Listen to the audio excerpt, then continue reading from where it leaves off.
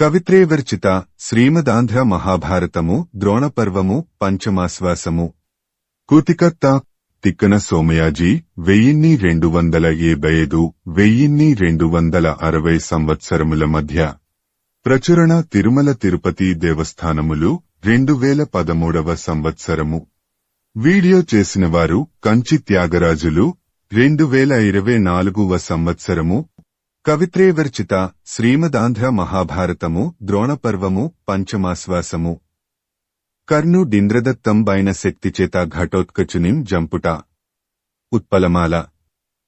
శత్రువును నశింపచేయటానికి ఇంద్రుడిచ్చినది తాను దాచి ఉంచినది అయిన ఆ మహాభయంకర శక్తి ఆయుధం నాలుకలు కోస్తూ ఉండగా, కాంతులు ప్రజ్వరిల్లుతూ ఉండగా, ఘంటల మ్రోత ఆకాశం నిండగా చేతపట్టి విజృంభించి ఆ ఘటోత్కచుడి మీద ప్రయోగించటానికి పూనుకోగా, అతడు భయపడి మిక్కిలిగా తిరుగుడు పడుతున్న ఆకారంతో తేటగీతి తప్పించుకుని పారిపోవాలని అనుకోగా చూపు ఉన్న నిండైన మృత్యువు యొక్క తోబుట్టువు అని అనదగిన ఆ దివ్యాయుధాన్ని ఆకాశంలో దేవతాసమూహాలు హర్షధ్యానాలు చేస్తూ ఉండగా ప్రయోగించాడు. వచనము. ఈ విధంగా కర్ణుడు మహాభయంకరంగా ప్రయోగించగా, కందము. ఆ శక్తి ముందుగా ఘటోత్కచుడి మాయను మృంగి అతడి వక్షస్థలాన్ని భేదించి వెన్నుభాగం నుండి వెలువడి నక్షత్రాలు వెలవెలపోయేటట్లు ఆకాశంలోకి ఎగసిపోయింది. వచనము. ఆ సమయంలో కందము. ఆ ఘటోత్కచుడు తెలివి తప్పి సోలుతూ భూమిపై బోర్లపడి నోటి నుండి నాలుక బయటికి సాగి నడుము అంటుకొనేటట్లు చొల్లుకారుస్తూ ఉండగా వికృతమైన ముఖంతో మరణించాడు. వచనము. ఆ విధంగా ఘటోత్కచుడు మరణించగా మన సైన్యంలో శంఖభేరీ ధ్వనులు సింహనాదాలు చెలరేగాయి. నీ కుమారుడు దుర్యోధనుడు బంధుమిత్రులతో కలిసి ఎంతో ఆనందించి కర్ణుని కౌగిలించుకొని తన రథంపై అతడిని ఎక్కించుకుని ఉల్లాసాన్ని పొందాడు అని చెప్పగా, ధృతరాష్ట్రుడు వెంటనే సంజయుడితో మళ్ళీ ఇట్లా అన్నాడు. కందము. ఓ సంజయ! గొప్ప మాయాబల బాహుబలాలు గల ఘటోత్కచుడు మరణించగానే పాండవులకు మిక్కుటమైన దుహకంతో పాటు కోపం కూడా కలిగి ఉండాలి. మరి వారే విధంగా ఏ స్థితి కలిగి ఉన్నారో వివరంగా చెప్పుము. వచనము. అని ధృతరాష్ట్రుడు అడుగగానే సంజయుడితడితో ఇట్లా అన్నాడు. ఓ రాజా! ఆ విధంగా కర్ణుడిచేత హతుడైన ఘటోత్కచుని చూచి పాండవులు మిక్కిలి దైన్యంతో కన్నీరు మున్నీరుగా దుహకించారు. కాని కృష్ణుడు సంతోషంతో సింహనాదం చేసి పాంచజన్యాన్ని పూరించి తన చేతిలోని పగ్గాలను రథం నొగలుకు కట్టివేసి మందమారుతానికి అల్లిన ఊగే మందర వృక్షం వలె నృత్యం చేస్తూ రథం నడిమి భాగంలో ఉన్న అర్జునుడిని చేరి ఆలింగనం చేసుకున్నాడు. వెన్ను చరిచాడు. మళ్లీ సింహనాదం చేశాడు. అప్పుడు అర్జునుడు కృష్ణుడిని చూచి, ఉత్పలమాల. కృష్ణా! మన ఘటోత్కచుడు మరణించాడు. దానికి కలత చెంది మన సైన్యాలన్నీ 4 దిక్కులకు చెల్లాచెదరిపోవటాన్ని చూచి దిక్కుతోచక మేమందరం దుహకంలో కూరుకొనిపోతూ ఉంటే నీవు సంతోషంతో గంతులు వేస్తున్నావు. ఇంత సంతోషం నీకు ఏ విధంగా కలిగింది?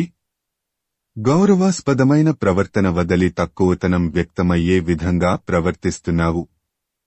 మహాపురుషా! ఇదేమిటి? వచనము. కవిత్రేవర్చిత శ్రీమదాంధ్ర మహాభారతము ద్రోణపర్వము పంచమాశ్వాసము. కృష్ణుండు ఘటోత్కచుండు వడదాను సంతసించుటకు నిమిత్తం అర్జునునితో జెప్పుట. అని అర్జునుడు అడుగగానే కృష్ణుడిట్లా అన్నాడు. ఓ అర్జునా! ఇంద్రుడు కర్ణుడి నుండి కవచకుండలాలను తీసుకొని వాటికి బదులుగా ఇచ్చిన ఆ శక్తి అనే ఆయుధం కర్ణుడి దగ్గర ఉన్నంతకాలం నిన్ను బ్రతికించుకొనటం అసాధ్యం అని భావించేవాడిని. ఈరోజు శక్తి ఘటోత్కచుడిపై ప్రయోగించటంతో కర్ణుడికి అది లేకుండా పోవటం నాకు చాలా సంతోషంగా ఉన్నది. ఒకవేళ ఆ శక్తి కర్ణుడి దగ్గరే ఉన్నట్లయితే నేను సుదర్శన చక్రాన్ని, నీవు గాంధీవధనుస్సును ధరించి ఏకమై ఎదిరించిన ఆ కర్ణుడు మననిద్దరిని కూడా జయిస్తాడు. కర్ణుడంటే సామాన్యుడా? దేవతలతో సమానమైనవాడు. ఇంద్రుడు బ్రాహ్మణుడై వచ్చి యాచించగా పుట్టుకతో వచ్చిన కవచకుండలాలను తన చర్మం నుండి కోసి ఇవ్వటం చేత వైకర్తనుడనే పేరు వచ్చింది. మీ తండ్రి ఇంద్రుడు నీ కొరకు ఆ కర్ణుడి నుండి సహజ కవచకుండలాలను వేరు చేయకపోయినట్లయితే ఆ కర్ణుడికి ఎదురుగా నిలువగల వారెవ్వరు? ఇక కవచకుండలాలు పోవటంతో సాధారణ మానవుడైనాడు. దివ్యమైన శక్తి అనే ఆయుధం కూడా ఇప్పుడు లేదు కాబట్టి నీకిక సులభంగా గెలవటానికి వీలవుతుంది. ఇట్లాగే ఓ అర్జునా, నీ కొరకే ఏకలవ్యుడు, శిశుపాలుడు, జరాసంధుడు మొదలైన వారిని ఒక్కొక్కడిని ఒక్కొక్క విధంగా హతమార్చాను. ఒకవేళ వారందరూ ఈ సమయంలో జీవించి ఉన్నట్లయితే దుర్యోధనుడు వారినందరినీ సహాయంగా తెచ్చుకొనేవాడు. ఆ ఏకలవ్యాదులు ముగ్గురు కూడి యుద్ధం చేస్తే వారిని ఎవ్వరూ ఎదిరించలేరు. ఈ ఘటోత్కచుడు కిమ్మీర బక హిడింబాసురుల వంటివాడే. ధర్మద్వేషం, క్రోధం కలిగి ఉన్నవాడు. కాబట్టి ఎప్పుడో ఒకప్పుడు ఇతడి ప్రవర్తన నాకు సమ్మతం కాకపోవచ్చును.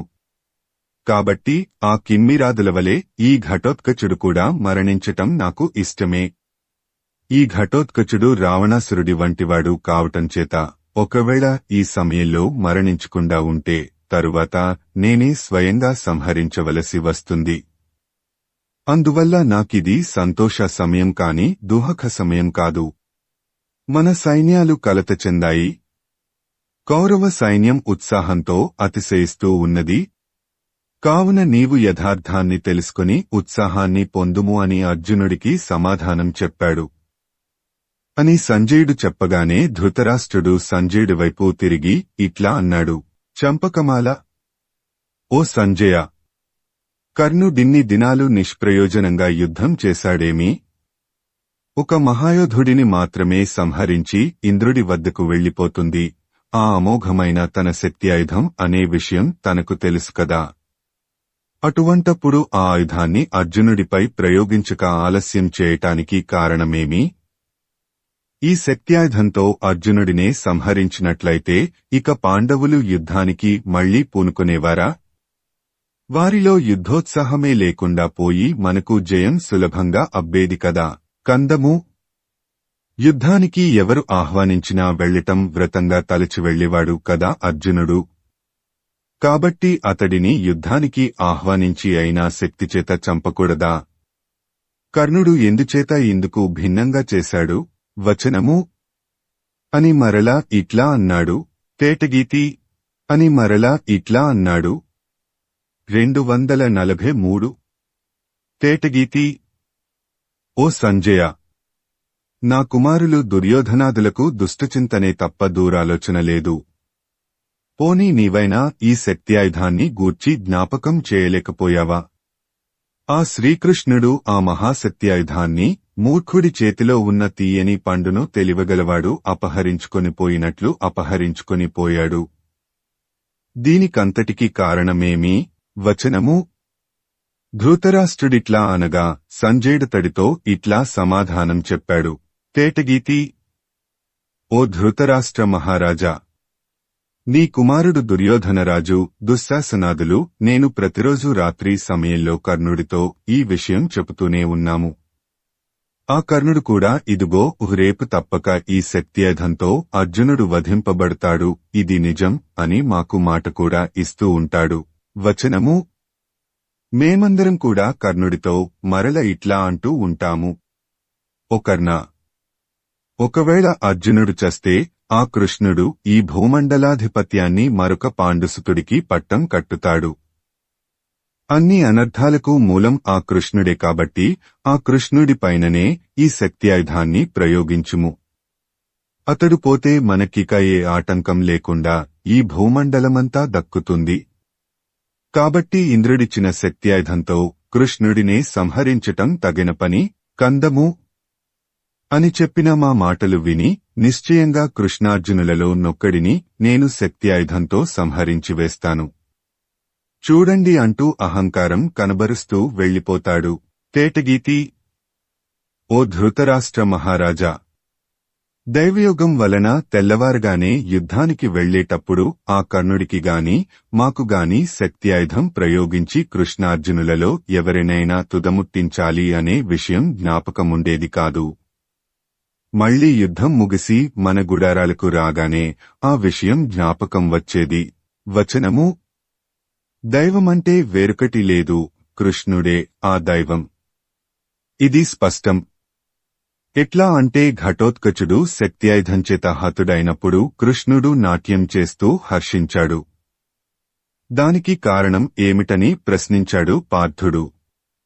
ఆ కారణాన్ని అర్జునుడికి వివరించే సందర్భంలో సాత్యకి కృష్ణుడితో ఈ శక్త్యాయుధాన్ని ఇన్ని రోజుల నుండి అర్జునుడిపై కర్ణుడు ప్రయోగించకుండా ఉండటానికి కారణమేమి అని అడుగగా కృష్ణుడు ఇట్లా బదులు పలికాడు: తేటగీతి, ఓ సాత్యకి, ఆ కర్ణుడికి శక్త్యాయుధంతో అర్జునుడిని హతమార్చాలనే విషయం ఆ కర్ణుడి వైపు వారందరూ, దుర్యోధనాదులందరూ ఎప్పుడూ బోధిస్తూనే ఉంటారు.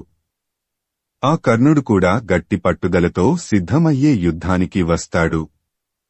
కాని యుద్ధం సమయంలో నేనే అర్జునుడి క్షేమం కోరివాడు, అతడి వారందరూ కూడా ఆ విషయం మరచే విధంగా చేస్తూ ఉంటాను.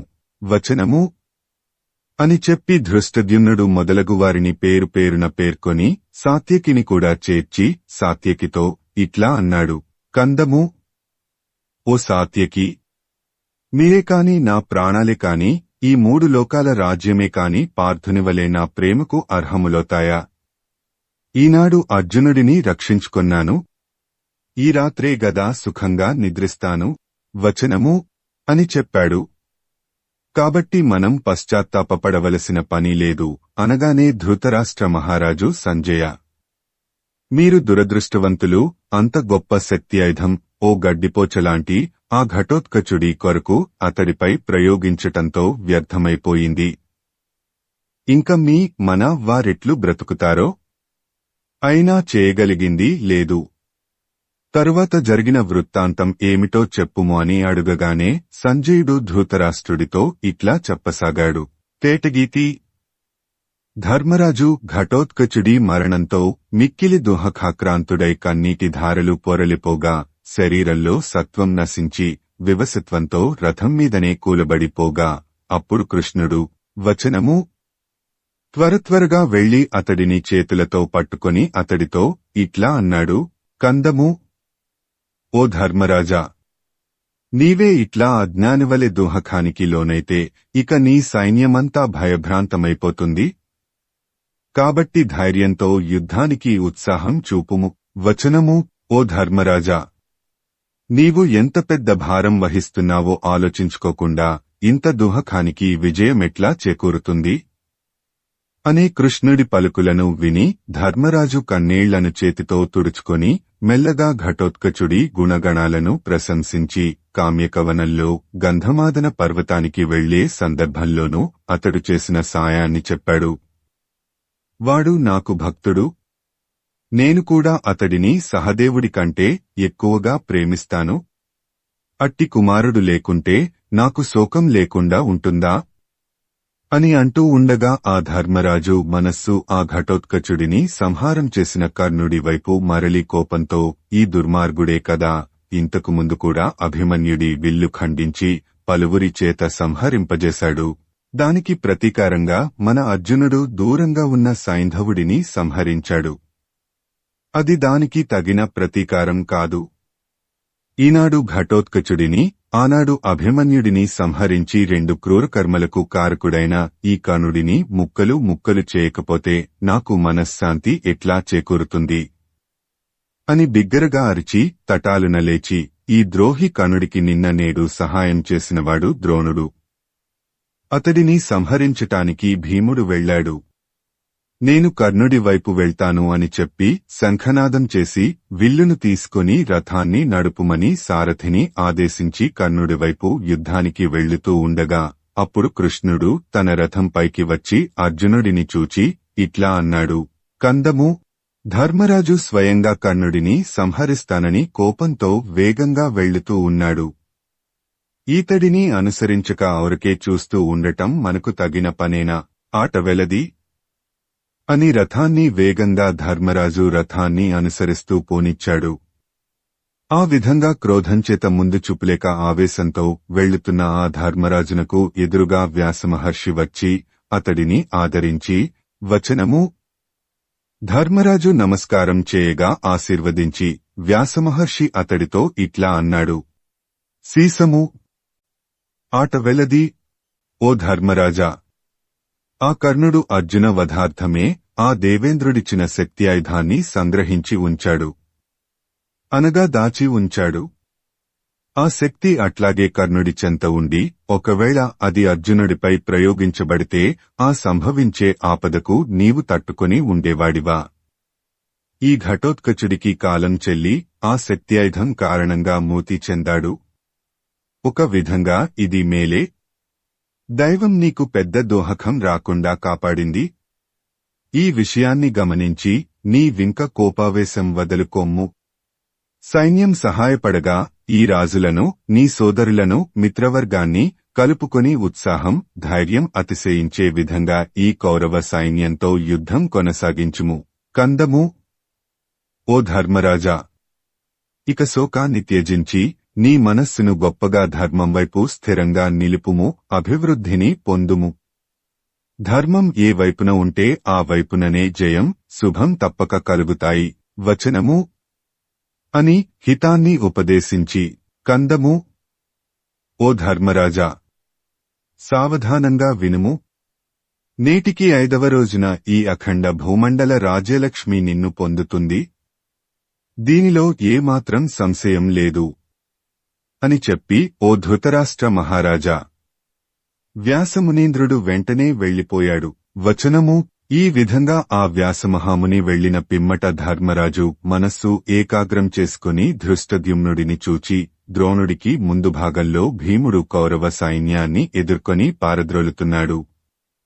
ఇక నీవు ఆ ద్రోణుడిని ఎదిరించి అతడి ధాటిని మాన్పుము. ద్రోణుని చంపటానికే అగ్నికుండం నుండి పుట్టావు. కాబట్టి మీ పాంచాలరాజు కుమారులను శిఖండి మొదలైన వారిని వెంట తీసుకొని సంశయించక విజృంభించుము అని చెప్పి తన ప్రక్కలలో ఉన్న నకుల సహదేవ ద్రుపద విరాట ఉపపాండవ సాత్యకి కేకేళ్లను చూచి, మీరు అర్జునుని ముందుంచుకొని ద్రోణవధకై ప్రయత్నించండి అని అనగానే, కందము. ఆ నకుల సహదేవ విరాట ద్రుపదాదులు అందరూ వారి వారి సైన్యాలతో కలిసి కౌరవ సైన్యాన్ని ఎదుర్కొన్నారు. ద్రోణుడది చూచి ఆ పాండవ వీర సైన్యాన్ని ఎదిరించి యుద్ధం చేయటానికి తన సైన్యాన్ని పురికొల్పి, వచనము పూనికవహించాడు. ద్రోణుడు, దుర్యోధనుడు కూడా సమర సన్నాహాన్ని చేశాడు. ఆ సమయంలో 2 పక్షాల సైన్యాలు కూడా అలసటతో తూలిపోవనారంభించాయి. ఓ ధృతరాష్ట్ర మహారాజా! నీ సైనికులందరూ దప్పితోనూ నిద్రతోనూ శరీరాలు పట్టుకోల్పోయి మిక్కిలి తాపానికి గురయ్యారు. ఇంకా ఈ రాత్రి ఎట్లా గడుస్తుందా అనే భావం ఏర్పడింది. అందరికీ ఆ 3 జాముల రాత్రి 1000 జాముల రాత్రిగా తోచింది. అంటే క్షణమొక యుగంగా భాసించింది. అయినా వారు తమ కర్తవ్యంగా భావించి యుద్ధం చేయసాగారు. కాని నిద్రాపరవశత్వం వల్ల దివిటీలు పట్టుకొన్నవారు తమ ప్రయత్నం సరిగా చేయలేకపోవటంచేత చీకటి వ్యాపించసాగింది. కొందరు నిద్రకు తట్టుకోలేక కునికిపాట్లతో తమ తమ ఆయుధాలనే జారవిడుచుకున్నారు. కొందరు తమ ప్రమేయం లేకుండా తమ వాహనాలు ఎటువైపు తీసుకొని వెళ్లుతుంటే అట్లాగే పోయి రణరంగం నుండి వైదొలగిపోయారు. మరికొందరేమో నిద్రాప్రవశ్యంతో తమ వారెవరో శత్రువులెవరో గుర్తించక తమ వారినే పొడిచి సంహరిస్తున్నారు.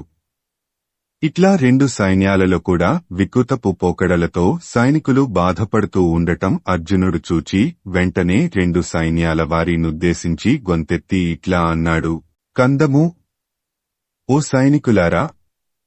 మీరు అంటే 2 వైపులనున్న సైనికులందరూ కూడా నిద్రముంపును తట్టుకోలేక మిక్కిలి అలసిపోయి ఉన్నారు. యుద్ధంలో మాంద్యం సంభవించింది. ఈ మాంద్యం పోయి చురుకుగా యుద్ధం సాగాలంటే మీరందరూ కొంచెం సేపు నిద్రించి నిద్రాపరవశ్యాన్ని తొలగచేసుకొనండి. ఇక కొద్దిసేపట్లో చంద్రోదయం అవుతుంది. అప్పుడు మళ్లీ ఆ వెన్నెలలో యుద్ధం చేయటం బాగుంటుంది. వచనము. ఓ ధృతరాష్ట్ర మహారాజా! అట్లా అర్జునుడు పలుకగానే మన సైనికులందరూ అట్లా చేయటమే బాగుంటుంది అని చెప్పి కర్ణ దుశ్శాసనుల అనుమతిని కూడా తీసుకొని విశ్రమించారు.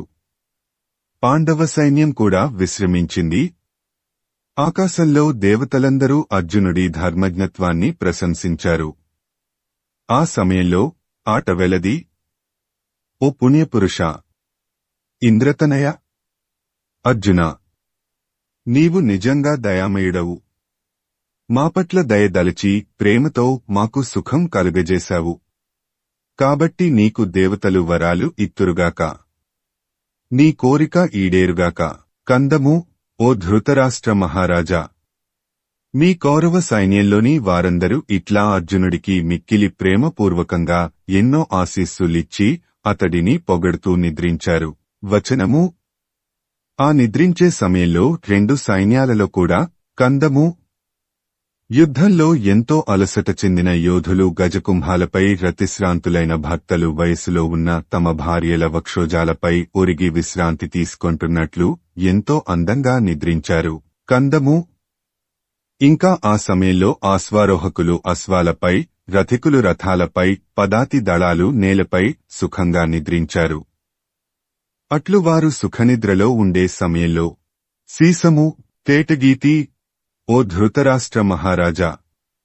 బ్రహ్మదేవుడు ఎర్ర కలువరికులకు మెరుగు పెట్టాలని సిద్ధం చేసిన గుళిక అని అనిపించే విధంగా పక్షులన్నింటిలో శ్రేష్ఠాలైన చకోరపక్షుల తపస్సు యొక్క ప్రకాశిస్తున్న ఫలమా అన్నట్లుగా చిగురుటాకుల గుంపు యొక్క నూనుపైన కాంతి ప్రకాశించగా ఉదయాద్రిమీద వెలిగే కాంతి కల్పవృక్షమా అన్నట్లుగా తూర్పు సముద్రం చెంత ఎర్రని కాంతి సౌందర్యం కలిగిన పగడాల పొదరిల్లా అన్నట్లుగా తన బింబం అరుణకాంతితో అతిశైల్యగా ఉదయించి ఆకాశం పైకి పాకి కాంతులు వ్యాపింపచేసి క్రమక్రమంగా ఎగప్రాకుతూ చీకటిని కాలుమోపనీయక చంద్రుడు ప్రకాశించాడు. పగడాల పొదయ అన్నట్లు ప్రకాశించింది. వచనము: ఈ విధంగా క్రమక్రమంగా వృద్ధిని పొందుతూ చంద్రుడు విరహిణీ స్త్రీల చెక్కిళ్ల తెల్లని కాంతుల సోయగాన్ని పొందాడు. కలువలను వికసింపజేస్తూ వాటికానందం చేకూర్చాడు. అంతవరకు చీకటిలో మ్రగ్గిన లోకుల కన్నులకు ఆహ్లాదాన్ని కలిగిస్తూ దిక్కులన్నింటిలో వెన్నెలలు విరజిమ్మాడు. అప్పుడు కౌరవ పాండవ సైన్యాలు నిద్ర నుండి మేల్కొన్నాయి. యుద్ధానికి దిగాయి. అప్పుడు దుర్యోధనుడు ద్రోణాచార్యుడిని సమీపించాడు. అతడి అస్త్ర విద్యా కౌశలాన్ని, పరాక్రమాన్ని ప్రస్తుతించి ఇట్లా అన్నాడు: ఓ ఆచార్య! ఇంతటి గొప్పవాడవు నీవు. నీకు ఈ పాండవులు దేనిలోనూ సరిరారు. అయినా వారిని శిష్యులుగా భావించి గొప్పగా చిత్రిస్తూ వారితో యుద్ధానికి తగిన విధంగా తలపడకపోతున్నావంటే అది నా దురదృష్టం. దైవాన్ని నిందించటమే తప్ప ఇంతకంటే నేనేమి చేయగలను?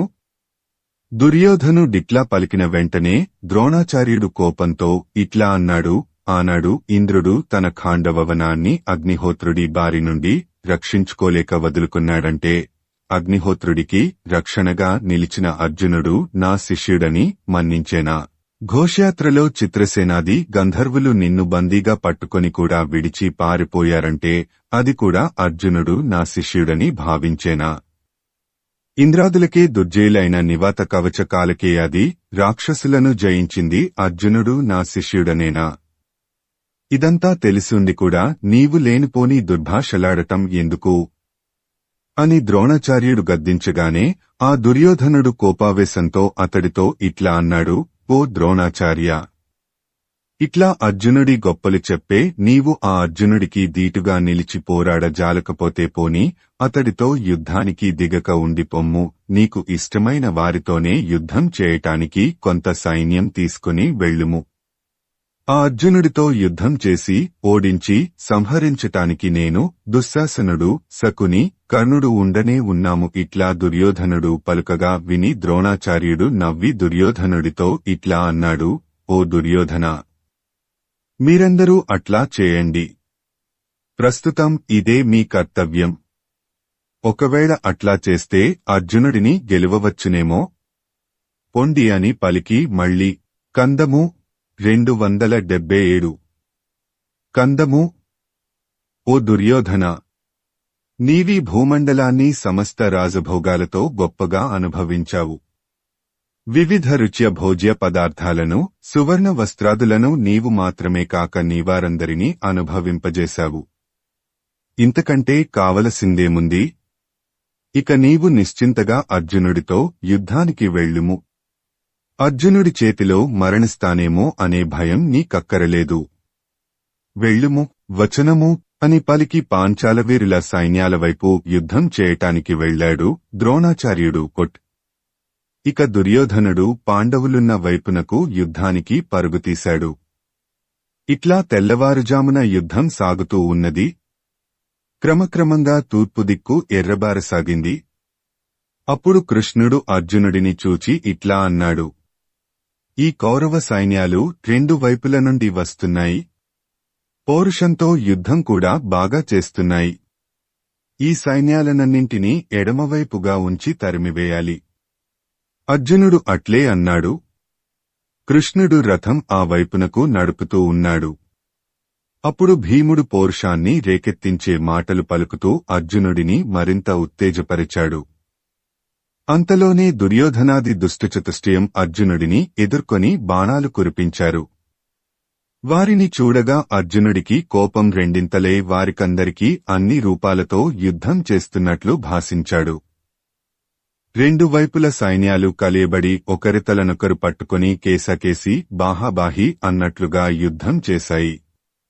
తరువాత కందము సైన్యం అగ్రభాగాన నిలువకుండా ద్రోణాచార్యుడు ఉత్తర భాగానికి వెళ్లి ఒంటరిగా పోరు సల్పటానికి పూనుకోగా పాండవ సైన్యం పులిని చూచి లేళ్ల సమూహం భయపడినట్లు భయపడి వణకిపోయింది.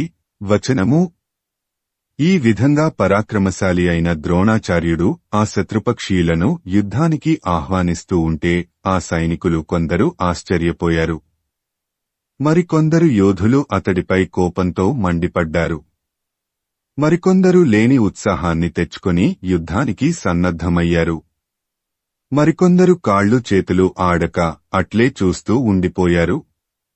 ఇట్టి పరిస్థితిలో విరాట ద్రుపదరాజులు ఇద్దరు, ద్రుపదుడి మనుమలు ముగ్గురు మరియు కేకేయరాజులు వీరందరూ సైన్యాలతో కలిసి వేగంగా వెళ్లి ద్రోణాచార్యులను చుట్టుముట్టారు. అప్పుడు ఆ ద్రోణాచార్యుడు మత్తేభము సైన్యంలోని వారలందరినీ సంహరించి మరియు క్రోధావేశంతో భయంకరమైన ముఖం కలవాడే ద్రుపదుడి మనుమలను ముగ్గురిని హతమార్చాడు. తరువాత కేకేరాజులకు తన శక్తి ఎట్టిదో చూపించాడు. ఆ కేకేరాజుల తలలను భల్లబాణాలతో కమలాలను కోసినంత సులువుగా తెగగొట్టివేశాడు. శత్రువులకు తన బాహుబలం యొక్క గొప్పతనమేమిటో తెలిసిపోయేటట్లు చేశాడు. వచనము ఇంకా కవిత్రేవర్చిత శ్రీమదాంధ్ర మహాభారతము ద్రోణపర్వము పంచమాశ్వాసము. విరాట ద్రుపదులు ద్రోణునిచేత జచ్చుట. శార్దూల విక్రీడితము. ఆ ద్రోణాచార్యుడు శత్రులకు భయం కలిగించే ఔద్ధత్యంతో వాడి అయిన బాణాల పరంపరలు వర్షించి ఆ సైన్యాన్ని చీల్చి చెండాడాడు. విరాట ద్రుపదులు ఇప్పుడుగాక మరెప్పుడు మా బాహుబలాల ఉపయోగం అని మనస్సులో భావించి మిక్కిలి క్రోధోత్సాహాలతో ద్రోణుడిని ఎదుర్కొని అతడిపై బాణవర్షాన్ని కురిపించగా దానితో ద్రోణాచార్యుడు మిక్కిలి కోపించి వెంటనే తన బాహుబల గర్వం ప్రకాశించే విధంగా విక్రమించి విరాట ద్రుపదులను నేలగూల్చాడు. వచనము ఈ విధంగా విరాటరాజు తన తండ్రి ద్రుపదరాజు హతులే పడిపోవటాన్ని చూచి ధృష్టద్యుమ్నుడు ఇదిగో నేను ద్రోణుడిని సంహరించకపోతే మా కులక్రమాగతములైన ఆచారాలను ధర్మాలను అతిక్రమించినవాడనే అవుతాను అని అక్కడి వారందరూ వినేటట్లు ప్రతినబూని పాంచాల సైన్యాన్ని వెంట తీసుకొని ద్రోణుడిపైకి యుద్ధానికి వెళ్లాడు. అది గమనించి దుర్యోధనుడు కర్ణుడు మొదలైన వారితో వెళ్లి అడ్డగించి ధృష్టద్యుమ్నుడితో యుద్ధం సాగించాడు. ధృష్టద్యుమ్నుడు ముందుకు సాగక వారితో యుద్ధం సాగిస్తూ ఉండగా భీమసేనుడు చూచి ధృష్టద్యుమ్నుడిని గద్దించి తనను అనుసరించుమని చెప్పి ద్రోణుడి వైపు విజృంభిస్తూ ఉండగా ఆ ధృష్టద్యుమ్నుడు కూడా భీముడితో కలిసి విజృంభించాడు. ఇక దుర్యోధనుడు తన సైన్యాన్ని పురికొల్పాడు. అప్పుడు ఆ రెండు సైన్యాలు ఒకదానితో మరొకటి చొచ్చుకునిపోయి యుద్ధం చేయసాగాయి. యుద్ధం భయంకరంగా నడిచింది. ఆ సమయంలో కందము, ఓ రాజా! పద్మాలలో ఎర్రని కిరణాలు ప్రవేశించి అవి అందంగా ప్రకాశించేటట్లు వికసింపచేసి సూర్యుడు తూర్పుకొండ మీద ఉదయించాడు. వచనము: ఆ సూర్యోదయ కాలంలో రెండు వైపుల ఉన్న వారందరూ కాలోచిత కృత్యాలను నిర్వర్తించుకొని మళ్లీ యుద్ధానికి పూనుకొన్నారు. పొద్దెక్కింది. ఎండదెబ్బ మరియు రాత్రి నిద్రలేకపోవటం, ఆకలి సమయం ఇవన్నీ కలిసి వాళ్ల శరీరాలను కృంగదీశాయి. మొగాలు వికృతంగా తోచాయి. అయినా యుద్ధం ఎడతెగకుండా పౌరుషం కనపరుస్తూ చేస్తూనే ఉన్నారు. ఆ యుద్ధవేగం వలన పెద్ద ధూళి చెలరేగింది. పోయిన రాత్రి తిరిగి వచ్చిందా అనే భ్రాంతి కలిగింది ఆ సైనికులందరికీ. ఆ సమయంలో ద్రోణాచార్యులు, అర్జునుడు అలసిపోకుండా తమ తమ సైన్యాలు చెదరిపోకుండా కట్టుదిట్టం చేసి యుద్ధం సాగేటట్లు చేశారు. భయంకరాలైన వివిధ శస్త్రాస్త్రాలు మీద పడడం వల్ల గజ అశ్వపదాతి దళాల శరీరాల నుండి ప్రవహించే నెత్తురు ఆ ధూళిని అణగించే కొలది నిలువక ఇంకా ఆ నెత్తురు ఎన్నో పాయలుగా ప్రవహిస్తూనే ఉన్నది. సింహనాదాలు, పెద్ద కేకలు, ఆర్తనాదాలు, పిడికిళ్లు, గుద్దుల చప్పుళ్లు, శంఖనాదాలు వీటన్నింటితో దిక్కులన్నీ పిక్కటిల్లాయి. ఆ సమయంలో తేటగీతి దుర్యోధనుడు నకులుడిని ఎదిరించగా దుశ్శాసనుడు సహదేవుడిని ఎదిరించి పోరాడాడు. ఇక ద్రోణాచార్యుడు అర్జునుడితో పోరు సలిపాడు. కర్ణుడు భీముడితో యుద్ధం చేశాడు. వీరందరి యుద్ధం భయంకరంగా సాగింది. వారి రథాల పోకడలు, వారి బాణప్రయోగాలు ఎంతో ఆశ్చర్యాన్ని కలిగించాయి. కందము: ఓ ధృతరాష్ట్ర మహారాజా! నకులుడు, దుర్యోధనుడు వీరిద్దరూ యుద్ధంలో ఒకరికొకరు చుట్టుముట్టి వచ్చే తీరు, బలము, ప్రదర్శించబడిన పరాక్రమం వీటిని సమస్త జనులు ప్రశంసించారు. కందము: ఓ ధృతరాష్ట్ర మహారాజా! సహదేవుడు దుశ్శాసనుడి సారథిని సంహరించగా వెంటనే దుశ్శాసనుడు తానే రథం నడుపుకొంటూ బాణాలు ప్రయోగిస్తూ విజృంభించగా సహదేవుడు గుర్రాలను నొప్పింపగా అవి బాధకు తట్టుకోలేక పరుగులు తీశాయి. ఉత్పలమాల: భీముడు, కర్ణుడు ఢీకొని భయంకరంగా యుద్ధం చేశారు. తరువాత వారిద్దరికీ గదాయుద్ధం సాగింది. వారొకరిపై మరియొకరు గదలు ప్రయోగించే తీరు భయంకరమై తోచింది. అప్పుడు కర్ణుడు వేగంగా బాణాల వర్షం కురిపించి కురువీరులందరికీ హర్షాన్ని కలిగిస్తూ భీముడి రథాలను నేలగూల్చాడు. కవిత్రేవర్చిత శ్రీమదాంధ్ర మహాభారతము ద్రోణపర్వము పంచమాశ్వాసము. ద్రోణార్జునుల ద్వంద్వ యుద్ధము. వచనము: కర్ణుడు తన అశ్వాలను నేలగూల్చిన వెంటనే భీముడు తన రథాన్ని విడిచి సహదేవుడి రథంపైకి వెళ్లాడు. ద్రోణార్జునులు బాణవశాలతో ఆకాశాన్ని కప్పివేస్తూ యుద్ధం చేశారు. అప్పుడు కందము: ద్రోణార్జునుల యుద్ధం ఉభయ సైన్యాలు ఆశ్చర్యపడే విధంగా సాగింది. ఆచార్యుడు ప్రయోగించిన బాణాలను శిష్యుడు అర్జునుడు ఖండించాడు. అర్జునుడు ప్రయోగించిన బాణాలను ద్రోణుడు ఖండించి వేశాడు. వివిధ బాణాలు మెరుస్తున్నట్లే మెరిసి మరుక్షణంలో కనిపించకుండా పోవటానికి జనులందరూ ఆశ్చర్యపోయారు. చంపకమాల: ద్రోణుడు ఇంద్రదేవతాకమైన ఐంద్రాస్త్రం మొదలైన దివ్యాస్త్రాలను అర్జునుడిపై ప్రయోగించగా అర్జునుడు జంకక వెంటనే ఆ దివ్యాస్త్రాలకు ప్రత్యస్త్రాలను ప్రయోగించి వ్యర్థచేసి విజృంభించసాగాడు. అట్లాగే అర్జునుడు ప్రయోగించే దివ్యాస్త్రాలను ద్రోణుడు వెనువెంటనే ప్రత్యస్త్రాలతో నివారించాడు. వచనము: ఈ విధంగా గురుశిష్యులైన ద్రోణార్జునులు సమాన దివ్యశస్త్రాస్త్రబలంతో, బాహుబలంతో, పరాక్రమంతో ప్రదర్శించారు.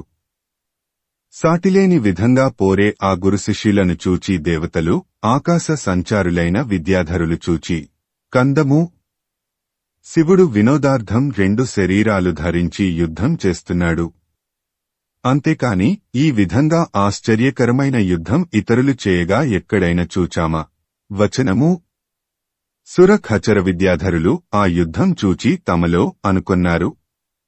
ఆ సమయంలో మత్తేభము ద్రోణాచార్యులు బ్రహ్మాస్త్రాన్ని ప్రయోగింపదలచి నియమపూర్వకంగా మంత్రాన్ని స్మరించి ఆ దివ్యాస్త్రాన్ని మౌర్వితో సంధించటానికి పూనుకొన్న వెంటనే భూమి పర్వతాలు వణికిపోయాయి, దిక్కులన్నీ మంటలు చెలరేగాయా అన్నట్లు ఎర్రబారాయి. 4 సముద్రాలు సంక్షోభించిపోయాయి. దేవతలందరూ భయకంపితులయ్యారు. 2 పక్షాల సైన్యంలోని వారందరూ ఒక్క పెట్టున సంక్షోభాన్ని పొందారు. వచనము: ఈ విధంగా శాస్త్రోక్త ప్రకారంగా మంత్రానుసంధానం చేసి ఆ బ్రహ్మాస్త్రాన్ని ద్రోణాచార్యులు ప్రయోగించగా తేటగీతి అర్జునుడు మనస్సులో ఏమాత్రమూ జంకు లేకుండా ఆ బ్రహ్మాస్త్రాన్ని నివారించటానికి ప్రత్యస్త్రంగా బ్రహ్మాస్త్రాన్నే విలాసంగా ప్రయోగించి మరలిస్తున్నాడని అనిపించేటట్లు అద్భుతంగా నివారించాడు. వచనము ఈ విధంగా జయాపజయాలు అనేవి లేకుండానే ఆ ఇద్దరూ యుద్ధం చేస్తుండగా అంతలో చెలరిగిన సంకుల యుద్ధం కారణంగా ద్రోణార్జునులు తమ యుద్ధాన్ని మానివేసి ద్రోణుడు పాంచాల సైన్యం వైపు, అర్జునుడు కౌరవ సైన్యం వైపు యుద్ధానికి దిగారు.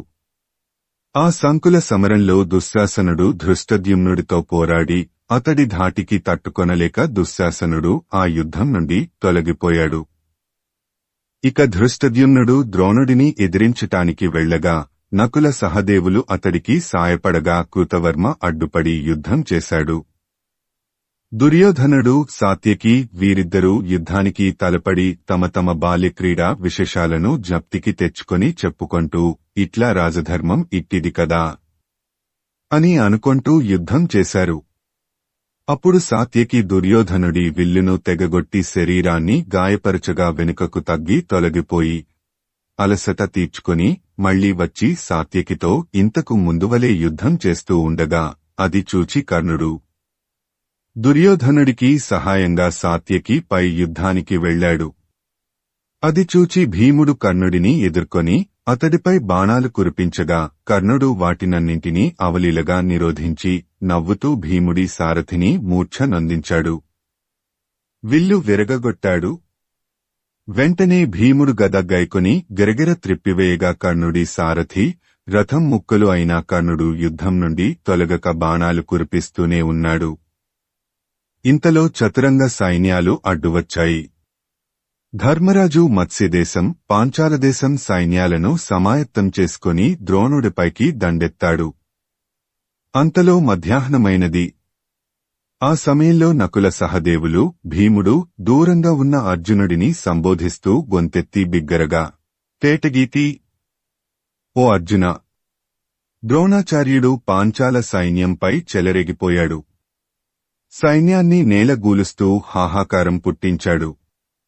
కాబట్టి ఆ ద్రోణుడికి రక్షకులే ఉన్న కౌరవవీరులపై విజృంభించి పారద్రోలుము.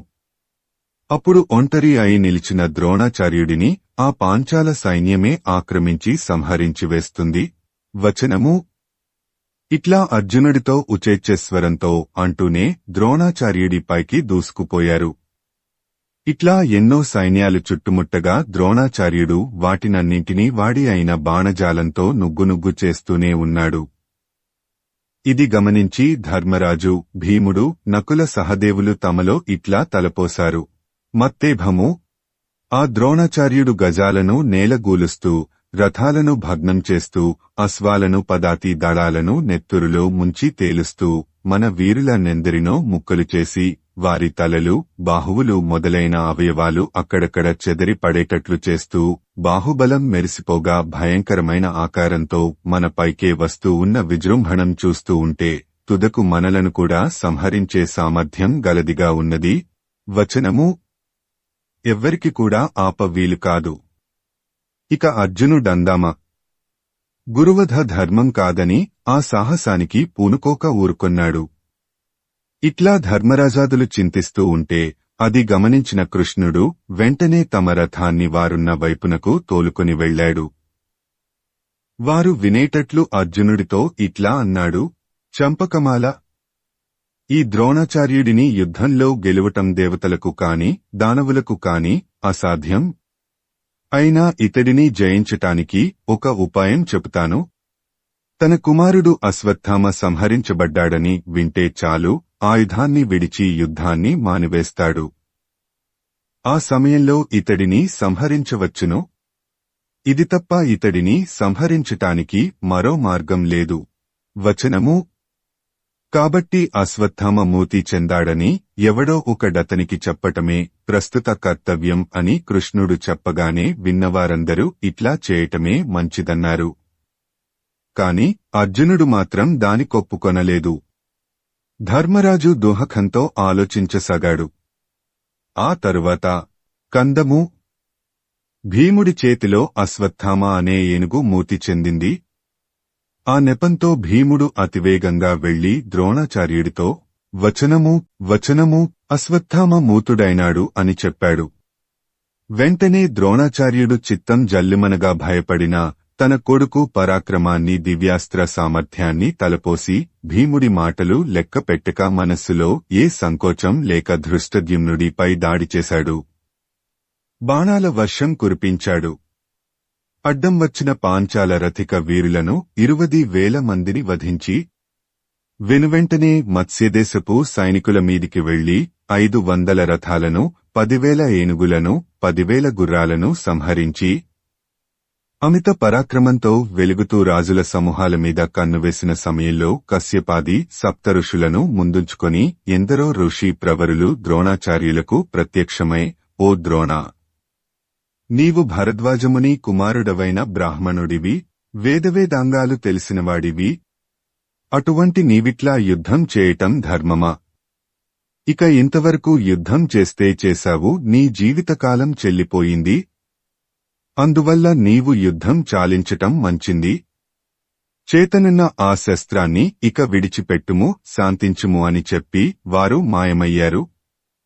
ద్రోణాచార్యుడు ఆ మునులు చెప్పిన మాటలు ఆలోచించుకొని భీముడు చెప్పిన మాటలను గుర్తుచేసుకొని ఎదుట పొంచి ఉన్న ధృష్టద్యుమ్నుడిని చూచి మనస్సు వికలమై దోహకంతో తన కుమారుడు మరణించాడో లేక బ్రతికి ఉన్నాడో అజాతశత్రువు ధర్మరాజు వలన సత్యం తెలుసుకోవలేనని అతడిని అడిగాడు.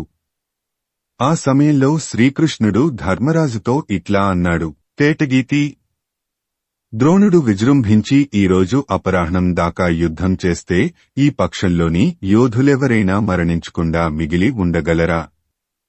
ఇది నిజం. ప్రశంస ఏమాత్రం కాదు. కందము మమ్మందరినీ ఈ ద్రోణుడికి అప్పజెప్పకుండా తగువిధంగా కాపాడుకొనుము. ప్రాణాలను కాపాడుకొనే సమయంలో అసత్యాన్ని పలుకుటలో ఏ దోషం లేదు. అశ్వత్థామ హతుడైనాడు అని ద్రోణుడితో చెప్పవయ్యా. వచనము అని పలికి ఆ పనికి ప్రేరేపించాడు. ఆ సమయంలో ధర్మరాజుతో భీముడన్నాడు, కృష్ణుడు ద్రోణవధకే చెప్పిన ఉపాయం అప్పుడు విన్నాను. వినినప్పటి నుండి అది నా మనసులో మెదులుతూ ఉన్నది. నా చేతచచ్చిన అశ్వత్థామ అనే గజం మాళవరాజు ఇంద్రవర్మది జ్ఞాపకం వచ్చింది. అది నెపంగా ద్రోణుడితో అశ్వత్థామ మరణించాడని చెప్పాను. కాని ఆ ద్రోణాచార్యుడు నా మాటపై కొంత విచారించి నిర్లక్ష్యం చేశాడు. నీకు విజయం కోరి హితం చెప్పే ఈ కృష్ణుడి మాటను దాటకుండా ఆ విధంగా చెప్పుము. నీ మాట నమ్మి ద్రోణుడు యుద్ధం చేయటానికి చేయి ఆడక నశిస్తాడు అని గట్టిగా చెప్పగా కవిత్రేవర్చిత శ్రీమదాంధ్ర మహాభారతము ద్రోణపర్వము పంచమాశ్వాసము. ధర్మజుడు ద్రోణునితో నశ్వత్థామ సచ్చేనని ఏనుగు నెపంబున జెప్పుట. కందము ఆ కృష్ణుడు భీముడు ఇద్దరు చెప్పిన మాటలు ధర్మరాజు మనస్సును గట్టిగా పట్టుకోవటం వల్ల చివరకు అది అట్లా జరగవలసి ఉన్నందువల్ల ఆ విధంగా చెప్పటానికి అంగీకరించాడు. వచనము ఈ విధంగా అంగీకరించి కందము అసత్యభయాన్ని యుద్ధంలో విజయం సాధించాలి అనే బలమైన ఆకాంక్ష అణగించగా ఏ సందేహం లేక ధర్మరాజు ద్రోణాచార్యుడితో తేటగీతి, ధృతరాష్ట్ర మహారాజా, బిగ్గరగా కంఠస్వరాన్ని హెచ్చించి ఉచ్చారణ స్పష్టంగా ఉండే విధంగా అశ్వత్థామ చచ్చెను అని వెంటనే ఏనుగు అనే మాట ద్రోణాచార్యుడికి వినబడకుండా మెల్లగా అన్నాడు.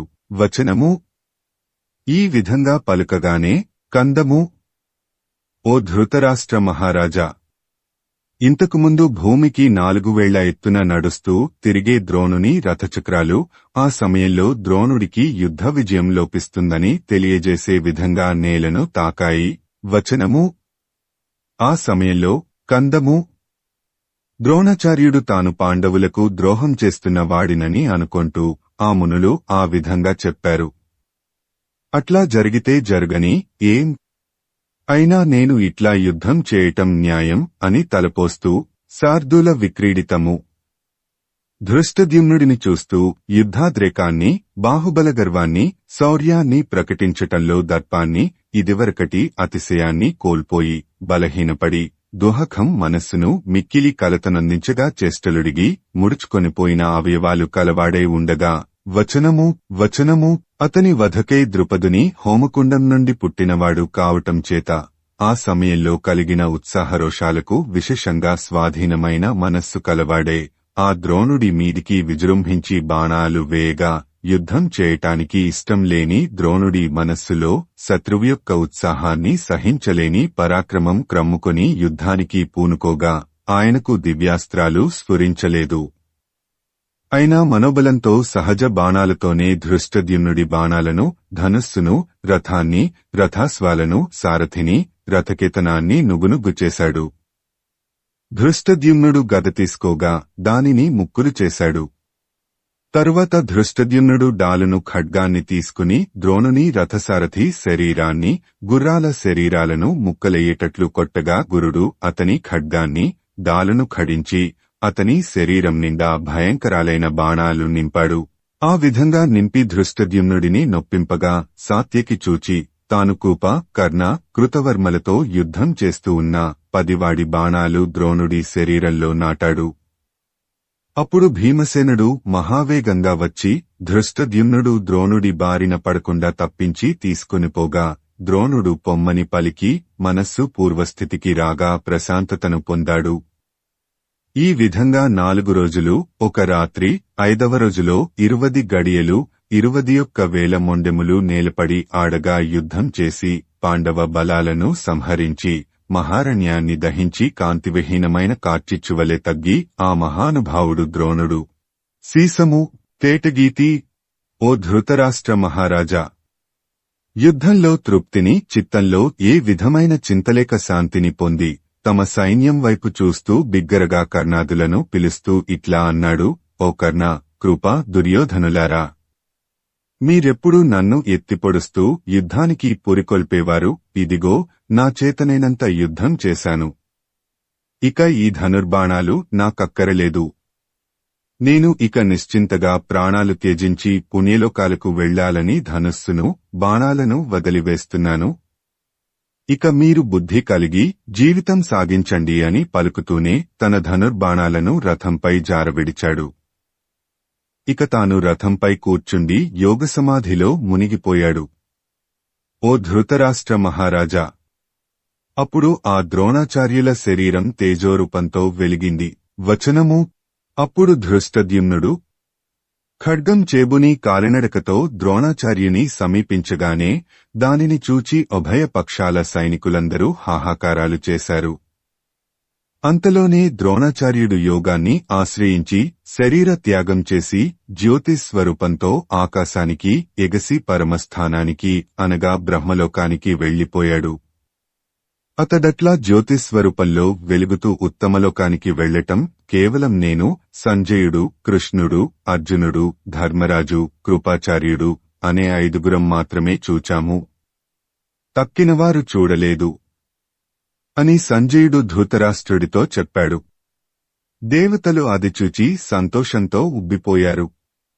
ఆ విధంగా విజృంభించిన ధృష్టద్యుమ్నుడు కవిత్రేవర్చిత శ్రీమదాంధ్ర మహాభారతము ద్రోణపర్వము పంచమాశ్వాసము. ధృష్టద్యుమ్నుండు మూతుండైన ద్రోణుని కంఠంబు దునుముట. చంపకమాల కోపాతిశయంతో రథం పైకి లంఘించి ద్రోణుడి కళేబరం యొక్క తలవెంట్రుకలను చేతితో పట్టుకొని ఆ ద్రోణుడి శరీరం నిర్జీవం అనే విషయం అతడికి తెలియదు. తల నరికివేయటానికి కత్తి ఎత్తుతూ ఉండగా అర్జునుడు పరుగుతీస్తూ ఆ పని కూడదు, మానివేయుము అని అంటూనే ఉన్నా ధర్మరాజు అది తప్పుకూడదు అని ఆకాశాన్నంటే కంఠస్వరంతో గట్టిగా గద్దిస్తూ ఉన్నా ధృష్టద్యుమ్నుడు వెంటనే ఆ ద్రోణుడి తలను తెగనరికి వేశాడు. వచనము: ఈ విధంగా తలనరికి ఆ తల, ఆ మొండెం రెంటినీ భూమిమీదికి విసిరివేశాడు. ఓ ధృతరాష్ట్ర మహారాజా! నీ యొక్క చెడు ఆలోచన ఫలితంగా అందరికీ అస్త్ర విద్యను నేర్పిన ఆ గురువు నూరేండ్ల పండుముసలి తెగిపడిపోగా పాండవుల సైన్యాలు సంతోషంతో ఉప్పొంగిపోయాయి, మన సైన్యాలపై విజృంభించాయి. దానికి మన సైన్యాలు భయపడి దిక్కుతోచక పరుగెత్తాయి. ఆ విధంగా పరుగెత్తగా నీ కొడుకులు కలత చెందిన మనస్సుతో పెడమొగం పెట్టుకుని పారిపోతున్న రాజులతో పాటు వెనుదిరిగి వెళ్లుతూ ఉండగా మన దుర్యోధన, దుశ్శాసన, కృప, కర్ణ, కృతవర్మ, శల్యుల గజాస్వాది సైన్యాలను ముందర పెట్టుకొని, అయ్యో మనకింకా ఏం మిగిలింది, ఇట్లా జరుగుతుందని అనుకొనలేదు, ఇక మనం ఏదైనా చేస్తామన్నా ఏం చేయజాలుతాము, దీనికి ఏమైనా పరిష్కారముందా అని అనుకొంటూ వెనుకకు తిరిగి తిరిగి చూస్తూ వెళ్లుతూ ఉండగా తక్కిన సామాన్య సైనికులందరూ ఓరేయి ఆగరా, నేను వస్తున్నానని ముందర పోయేవారిని పిలుస్తూ తలపాగా కూడా సవరించుకోకుండా పలుదిక్కులకు పరుగెత్తారు. ఆ సమయంలో అశ్వత్థామ ఒకవైపు యుద్ధం చేస్తూ ఉన్నాడు. ఇట్లా కురు సైన్యాలు పారిపోవటం గమనించాడు. కురురాజు దుర్యోధనుడి దగ్గరికి వెళ్లి ఇట్లా అన్నాడు, తేటగీతి, ఓ దుర్యోధన, మన సైన్యాలు 4 వైపులకు ఎందుకు పారిపోతున్నాయి? కర్ణుడు, కృపాచార్యుడు మొదలైన ప్రముఖులు ఎందుకు కలత చెంది బాధతో పరాముఖులై వెనుదిరుగుతున్నారు? నీవు కూడా మునుపటివలే లేవేమి? వీరందరినీ ఆపగలిగే ఆ మునుపటి శక్తి నీలో కొరవడిందా? ఎందుకు? చెప్పుము, వచనము అని అడుగగా దుర్యోధనుడు అశ్వత్థామ ముఖం చూస్తూ ద్రోణుడి వధ విషయం చెప్పబోయి కంఠం గాగ్గదికమై నోటమాట రాక మౌనంగా ఉండిపోయాడు. కృపాచార్యుడు వెలవెలబారిన ముఖంతో ఎట్లాగో కంఠస్వరాన్ని కుదుటపరచుకొని, సీసము, తేటగీతి, ద్రోణాచార్యుడు పాంచాల పాండవ ప్రముఖ సైన్యాలను త్రుటిలో పెద్ద మొత్తంలో అంతమొందించాడు. అది చూచి పాండవ వీరుల పొగరు అణిగిపోగా వారందరూ విడివిడిగా కాక ఏకమై ద్రోణుడితో పోరుకు దిగికూడా ఆ ద్రోణుడి ధాటిని అడ్డుకొనలేక తొలగిపోయారు. అప్పుడు భీముడు అశ్వత్థామ చచ్చెన్ అని ద్రోణుడితో అన్నాడు. ఆ భీముడి మాటను నమ్మక ద్రోణాచార్యుడు ధర్మరాజుతో అశ్వత్థామ చచ్చెనా అని ప్రశ్నించాడు. భీముడు అంతకుముందు అశ్వత్థామ అనే పేరుగల ఏనుగును సంహరించాడు కాబట్టి ధర్మరాజు ఆ మిషతో అశ్వత్థామ చావటం యథార్థమని ద్రోణాచార్యుడికి తోచే విధంగా సమాధానం చెప్పాడు. దీనితో కొడుకు మరణవార్త నిజమని నమ్మి ద్రోణాచార్యుడు ఆ దుహఖానికి తట్టుకొనలేక ఆయుధాలు వదిలివేశాడు. వచనము. ఆ సమయంలో కందము. ద్రోణాచార్యుడు నిర్మలమైన యోగనిష్టలో స్థిరంగా ఉండగా ధృష్టద్యుమ్నుడు రథం మీదికి ఎగిరివచ్చి ద్రోణాచార్యుడి తల వెంట్రుకలను చేతితో పట్టుకొని కత్తితో తలను నరికివేశాడు. వచనము. అప్పుడా ధర్మరాజు అర్జునుడు వద్దని చెప్పినా అతడు వినక ఆ విధంగా చేశాడు. అట్లా ద్రోణాచార్యులు కూలిపోగానే సైన్యాలు భయభ్రాంతములై నలువైపుల చెదిరిపోయాయి. మేము కూడా ఉత్సాహం లేక ఇట్లా అయిపోయాము. అశ్వత్థామ అనే ఏనుగు చావటం, మిషగా అశ్వత్థామ చచ్చెను అనే పుకారు పుట్టించటం కృష్ణుని కుతంత్రం కావచ్చును అని అంతా స్పష్టంగా చెప్పాడు అని సంజయుడు చెప్పగా ధృతరాష్ట్ర మహారాజు సంజయుడి వైపు తిరిగి ఇట్లా ప్రశ్నించాడు. మత్తేభము. సంజయ, అశ్వత్థామ దివ్యాస్త్రాలన్నీ తెలిసినవాడు, గొప్ప బాహుబలం కలవాడు, శ్రీరాముడితో సరిపోల్చదగనవాడు. అట్టి అశ్వత్థామ ఆ ధృష్టద్యుమ్నుడు తన తండ్రి తలవెంట్రుకలు పట్టి అంత నిర్దయగా గుంజాడంటే, అంతేకాక ఆ తండ్రి తలను ఖడ్గంతో నరికివేశాడంటే వింటూ ఆ దుర్యోధనాదులతో పాటు దుహఖిస్తూ ఊరకే ఉన్నాడా? లేదా క్రోధోద్రిక్తుడై విజృంభించి శత్రువులపై భుజబలదర్పాన్ని ఏమైనా చూపాడా? చెప్పుము, కందము. ద్రోణుడు అశ్వత్థామను ధృష్టద్యుమ్నుడి వధ నిమిత్తం కని తాను తన గురువు పరశురాముడి దగ్గర నేర్చుకొనిన అస్త్రవిద్యనంతా అతడికి నూరుపోశాడు. వచనము. అటువంటి తన తండ్రి ద్రోణాచార్యుడి తలను ధృష్టద్యుమ్నుడు ఆ విధంగా నరికివేశాడని తెలిసిన ఆ ద్రోణాచార్యుల కుమారుడు అశ్వత్థామ ఏం చేశాడో వినవలేనని ఉన్నది చెప్పుము అని అనగానే సంజయుడు ఆ ధృతరాష్ట్ర మహారాజుతో ఇట్లా అన్నాడు. తేటగీతి. కూపాచార్యుడి మాటలు వినగానే ఎరుపెక్కిన అశ్వత్థామ రెండు కన్నులలో కన్నీళ్లు గిర్రున తిరిగాయి. అయినా దూహకాన్ని ఆపుకొని కన్నీళ్లను చేతితో తుడుచుకొని దుర్యోధనుడితో సమయోచితంగా ఇట్లా అన్నాడు. ఉత్పలమాల. ఓ దుర్యోధన!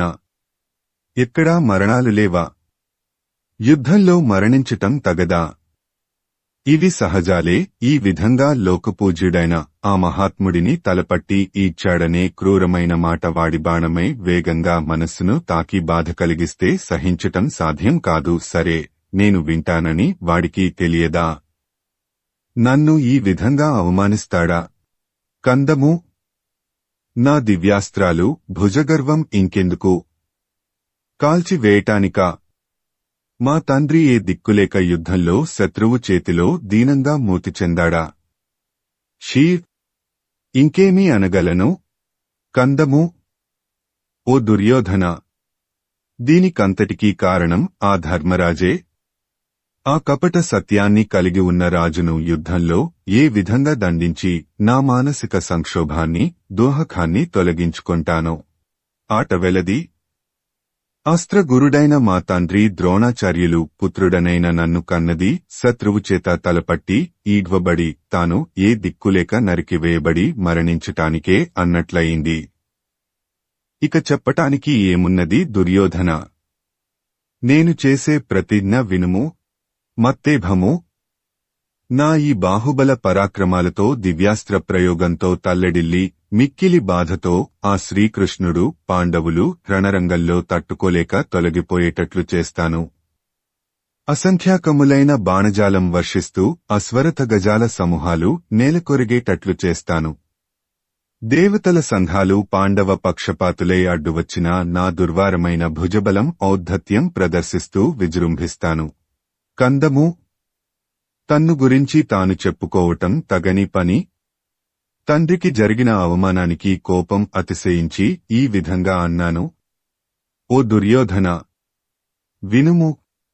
నేనేమన్నా అది వృథాగా పోదు, అయితీరుతుంది. కవిత్రేవర్చిత శ్రీమదాంధ్ర మహాభారతము ద్రోణపర్వము పంచమాశ్వాసము. కూతికర్త తిక్కన సోమయాజీ 1275 1260 సంవత్సరముల మధ్య ప్రచురణ తిరుమల తిరుపతి దేవస్థానములు 2013 సంవత్సరము. వీడియో చేసినవారు కంచి త్యాగరాజులు 2024 సంవత్సరము